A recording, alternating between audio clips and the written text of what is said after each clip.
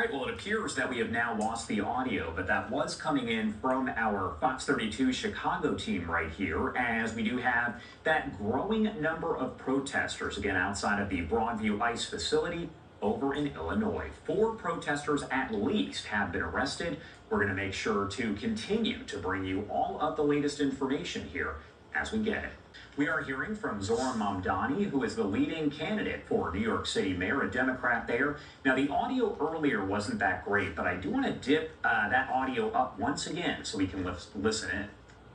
12 people living in 3-bedroom apartments, and then actually their primary residence being out of state. So when we show up to work and we're greeting you on the airplane, that person might have already been awake for 12 hours, and then they have a 12-hour day in front of them.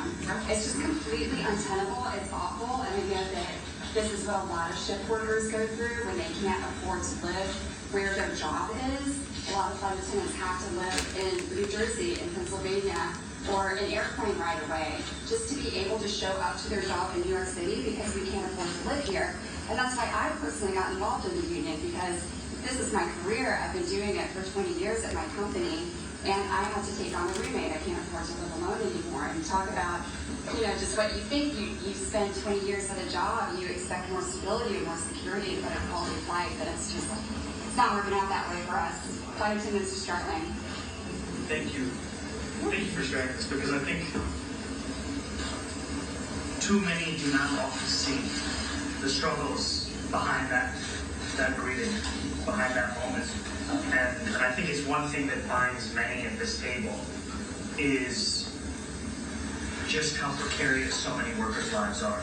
I'm struggling to live in New York, and I don't get paid as much as these people. I'll tell you right now. A union leader who was telling you that they were fighting with the city because these were of city workers. The city wanted to put someone on a shift at night, and the leader had to say, if you do that, you will take them out of a shelter that they're currently living in, and they have a curfew they have to meet.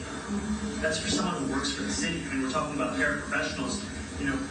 These are poverty wages for so many, and there's so much work that's expected of people that is not even being compensated. And I remember I was having a meeting with 1199 members recently, and there was somebody at that meeting who told me that after her shift she drives an hour and a half out of the city of New York to get to her home.